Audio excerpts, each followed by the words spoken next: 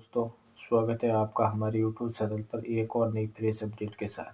तो आज की वीडियो के अंदर हम बात करेंगे 2021 के अंदर तो बेरोज़गारी भत्ते के अंदर तो फॉर्म के अंदर तो बहुत ही बड़े तो बदलाव तो किए जा रहे हैं।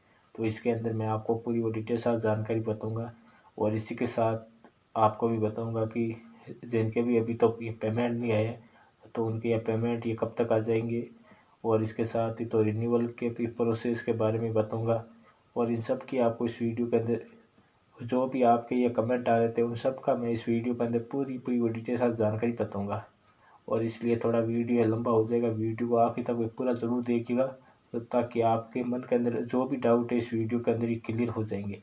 सबसे पहले हम बात करेंगे 2021 के अंदर तो नए पैटर्न के आधार पर बेरोजगारी भत्ते के फॉर्म भरे जाएंगे। तो उसके अंदर तो क्या एज होगी, क्या मतलब इनकम तो हमें तो दर्शानी होगी और इसके साथ ही हमारे पास तो कौन से ये सर्टिफिकेट होने चाहिए। सबसे पहले 2021 के अंदर जब आप तो फॉर्म भरोगे तो आपकी एज होनी चाहिए वो 30 साल। जब हमने 2019 के अंदर ये फॉर्म भरा था उस समय जैसा कि हमें बेरोजगारी भत्ता मिल रहा था, यह जनरल कैटेगरी की 30 साल और इसके अलावा तो महिला उम्मीदवार की ये 35 साल होती है। इसके अंदर जिनके भी तो बेरोजगारी भत्ता समझ लो आपकी 28 साल हो गई और इस समय अगर आपका बेरोजगारी भत्ता ये कि 29 साल की उम्र तक आ गया और उसके बाद अगर आपके 30 साल हो गई तो आपको एक मंथ का ही बेरोजगारी वो सॉरी 1 साल का ही बेरोजगारी भत्ता मिलेगा। उसके बाद आपका ये सीधा ऑटोमेटिक ही बेरोजगारी भत्ता स्टॉप हो जाएगा और इसके लिए आपकी तो न्यूनतम तो योग्यता इसके अंदर ये कोई भी तो निर्धारित नहीं की और आपके पास ओनली फॉर ग्रेजुएशन होनी चाहिए जो कि स्थानांतर राजस्थान यूनिवर्सिटी से आपकी ग्रेजुएशन होनी चाहिए और उसके अंदर आपकी ये ग्रेजुएशन चाहे मतलब ये प्राइवेट करो या रेगुलर करो उसके अंदर आपकी ये ग्रेजुएशन की तो डिग्री मानी गई है। उसके अंदर अगर आपकी उम्र 18 साल हो चाहे 21 साल हो चाहे 20 चाहे या 17 साल अगर आपकी ये ग्रेजुएशन तो कंप्लीट है तो आप बेरोजगारी भत्ते के लिए आवेदन तो कर सकते हैं। इसके लिए आपको 2021 के अंदर तो इनकम भी वही सेम है। ये 2.5 लाख से कम इनकम वो सॉरी वो 2 लाख से कम इनकम वाले वो सभी तो उम्मीदवार जिनकी सालाना आय उनके तो परिवार की वार्षिक आय तो 2 लाख से तो कम है तो वो सभी बेरोजगारी भत्ते के फॉर्म तो भर सकते हैं।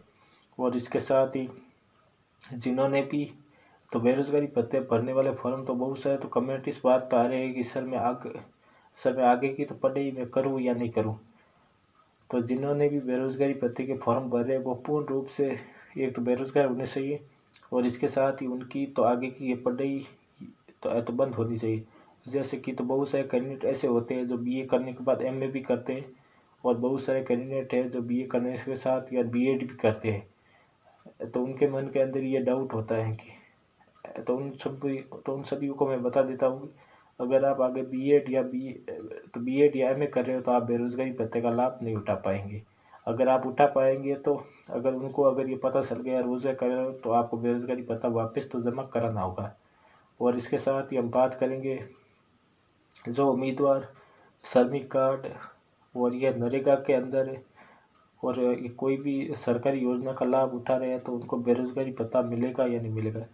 जो उम्मीदवार सरकारी योजना का लाभ उठा रहा है उनको बेरोजगारी भत्ता नहीं मिलेगा। वो सरकारी योजना का लाभ वो किन किन तरीके से उठा रहा है मैं आपको बता देता हूँ। सबसे पहले जिनके भी श्रमिक कार्ड बना है उनको 100% बेरोजगारी भत्ता नहीं मिलेगा। अगर बाई चांस अगर आपको बेरोजगारी भत्ता ये मिल भी रहा है अगर रोजगार कार्य वालों को ये पता चल गया तो आपको ये ब्याज समेत तो वापस बेरोजगारी भत्ता देना होगा। यानी कि 1 साल के ये तो 1 साल के ये 37,000 मिलते हैं इनका हम लोग 1 साल का आपको ये ब्याज समेत बेरोजगारी भत्ता देना होगा। और इसके साथ ही रोजगार के अंदर वो नहीं होने चाहिए जैसे तो नरेगा के अंदर तो नहीं होना चाहिए। श्रमिक कार्ड जो भी आप स्कॉलरशिप का लाभ उठा रहे हैं उनको भी बेरोजगारी भत्ता नहीं दिया जाएगा। और इसके साथ ही हम बात करेंगे तो आय प्रमाण पत्र वो कैसे बनते हैं। अगर आपको तो आय प्रमाण पत्र की भरना तो नहीं आता है तो मेरी एक तो वीडियो वो डाली गई आप उस वीडियो को देख लेना और मैं आप एक बार फिर बता देता हूँ। सबसे पहले हम बेरोजगारी भत्ते का फॉर्म भरते हैं उसके सबसे पहले प्रश्न होता है स्व घोषणा पत्र। उसके अंदर हमसे जो भी ये डिटेल तो मांगी जाए जैसे कि हमारा नेम तो फादर नेम तो मदर नेम, और हमारे आधार कार्ड और तो मूल निवास तो वगैरह तो, और ये जाति प्रमाण पत्र हो उसके नंबर, और ये पैन कार्ड हो उसके नंबर। इसके बाद ये नोटरी करानी होती है, उसके मतलब ये सेकंड वाले पृष्ठ तो आई और ये के सर्टिफिकेट होता है, उसके अंदर तो दो ये गस्टेड ऑफिसरों के साइन तो कराने होते हैं। और ये सब कराने के बाद इससे तो बाद वाले पृष्ठ के अंदर एक और पृष्ठ होता है, उसके अंदर हमें तो करानी होती है नोटरी। एक तो ये लास्ट पृष्ठ के अंदर, और ये सबसे तो पहले पृष्ठ पर हमें करानी होती है नोटरी। तो इन सब तो डॉक्यूमेंट के साथ हम अपना बेरोजगारी भत्ते का फॉर्म तो नया भर सकते। तो रिन्यूअल के फॉर्म के अंदर ओनली फॉर तो आई और तो के दो ही डॉक्यूमेंट पर हमें साइन कराने होते। तो उम्मीद करता हूँ कि दोस्तों वीडियो के अंदर आपको पूरी डिटेल साथ जानकारी मिल गई। अगर आपके और भी कोई भी सवाल है तो आप ये कमेंट ज़रूर कीजिए ताकि आपका मैं रिप्लाई दे सकूँ। Thank you. जय हिंद, वंदे